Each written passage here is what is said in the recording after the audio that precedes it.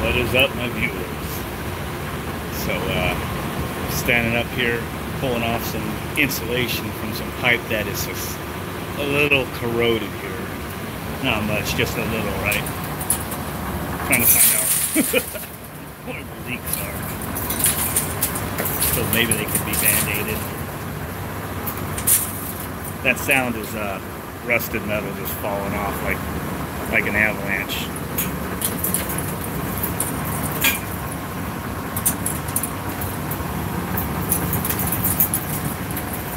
The pipe corroded from the outside. Who knows what the inside looks like? So with the insulation on, just like that other one, it was dripping out of multiple locations, so you couldn't tell if it was maybe from a fitting up there or from way down there. So it looks like it's slowing down there. Maybe I still see drips, because I know the water just was holding in the insulation. It's dripping pretty steady right here. This is one of those things that I'd almost be afraid to take a wire brush to that, like to put a patch on it or something. But to take a wire brush to that, it'd probably just spring a huge leak. This old carrier chiller down there for middle compressor's been abandoned. The one over there works pretty good still. And I just put my testos on that one because we said that one was short cycling like mad. Well, it's pretty much out of refrigerant. Has like 60 psi static. So the compressor only runs for like half a second for the pressure switch to cut it out. So that's pretty awesome. Stays off with a little short cycle delay short cycle thing there. Just tries to start again, so I disabled that one. This is the place I've shown you guys before. Up here, kind of up. I'm standing up on top of something above the cooling tower here. Oh, there goes compressor number one, which is working. This water is down at 45 degrees. Now that's running. Anyway, all these units up here, contractor's been welding in all these supports to get them up and out of the way. So I assume once this sucker's lifted out of here, they're gonna take this and weld it and make this all a floor in this section. You probably just could have a ladder or something to get up here and come up from the rooftop. Actually, whoever's doing the steel work, it's, that's pretty good actually. Whoever it is you've got doing it, it looks like they've got it, supports and everything ready to continue to close it all in and make space up there. And they have a couple units they're putting down here below them. That's the questionable part. I'm sure it's still going to work, but these ones up here work great, but once they put a couple of them down here, I don't know about that.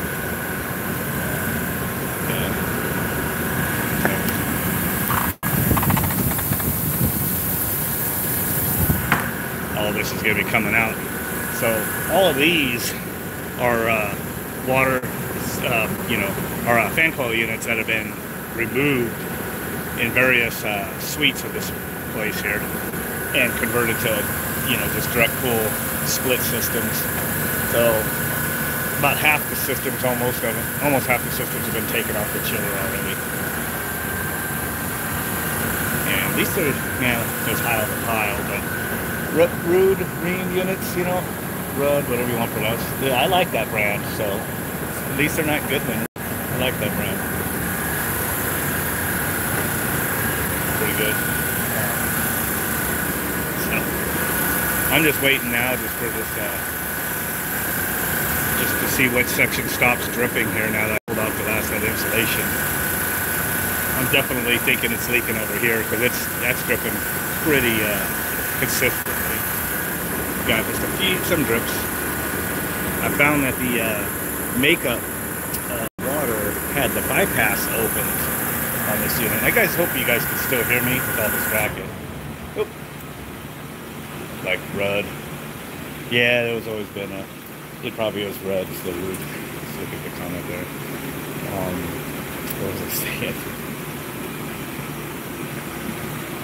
Oh, the makeup water, the bypass was open, so it was getting full city pressure, which that's normally not good, because usually you'll fill up your makeup side, which is your low side, your return side of your closed loop, and it will so it'll go up to like 60 or 80 psi, whatever the city pressure is, and then the discharge side of your pump could be like 80 or 90, even 100.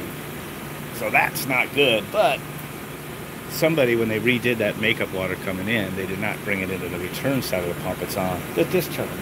So the pressure didn't go really high. So, and now that I closed off the makeup or the bypass, it's regulated to 15. It's going to fill the discharge side of 15, and I guarantee you now that I guarantee you the inlet side's going to go into a vacuum. So I might have to actually open that bypass back up because it's good. So that sucks. Let's go down there and take a look.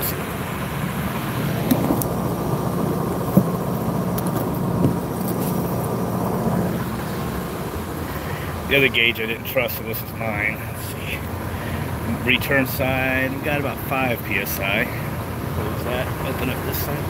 And we got about 22. Discharge side. So if the regulator is set for 15, which it is, I think, it's not even going to add water until the discharge side gets below that. And being that the return side is running about 15 psi less, about 2 right now, it's going to be below atmospheric. It's going to be in a vacuum a little bit. So I don't know. I usually don't like to see that, because if there's any leaks, you know, it's going to suck in air. Yeah, on the low side. But then you got the dilemma of that right there.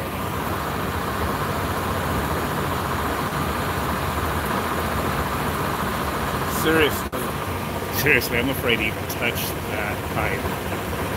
Think about putting a rubber patch and a clamp on it or something, which I saw in another spot up there. Because it could just totally spring a huge leak. A little more sightseeing before I felt a drip right here from something. Oh yeah, it's leaking up there too. Oh, he said what happened was somebody heard some noise, and so it was some of the water flow going through the 3-way bypass after the fan coil units were removed down in the suite that they now have the air-cooled splits in there. I don't know how this thing zooms in sometimes. Palm in my hand. Anyway, so he closed off some of those valves to that section of the building, and then it made the pump isn't variable speed, so all that extra pressure seemed to be what made all these leaks. So he's got himself a little dilemma. I'd almost say, might want to just let them drip like they are right now, if that's just the way it's going to be for a couple more months. Because I don't think there's anything you could do for that. It is wretched. Let me look at some of the comments now. They were acting a pipe wrench like a wet soda cracker. Oh, wait. I gotta bring those back over there. Let's see some of you guys' comments. Anything better than a Goodman? Oh, it's still better than a Goodman for sure. Daikin package unit. Mini split station. Tetanus shot. Okay, sweat soda cracker, yeah. So, yeah. So this is what it looks like from down here. I hate Samsung phones. You put your palm even near the screen and it reacts to the heat from your phone. It keeps zooming in. I'm not even touching the screen.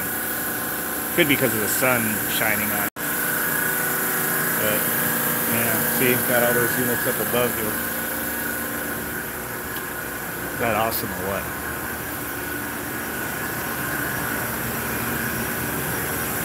Got a double ejector erector set going on right here. But pretty good steel work though. Nice. I mean, it's not even boogered or anything for when the guy's been painting it. They connected all the way across, I guess, and put some sort of decking over it. So you walk on it. Might not be a bad area, although some of these are pretty close. So I don't know if the guy, again, somebody else, some other company's putting in these units, not us. So hopefully they give a little more room, because some of those are pretty close to the wall too. about 4 inches.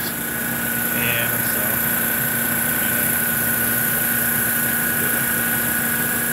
we're setting spies. Anyway. Alright. Well, I'm going to get back up there and watch that thing for a while, but I just want to give you guys some awesome show and tell of what the system looks like. Got a little bit of bubbles in that sight glass. Sight glass is so dark you can't even see in it though. But super heat with, I mean, definitely bringing it down 45 degrees, lickety split. So we have some extra refrigerant. 422B is what they elected to go with instead of R22. So we got some of it left here. Might throw it in before I leave. So speaking of leave, I think that just needs to be left like that and just somebody just needs to bless it or something.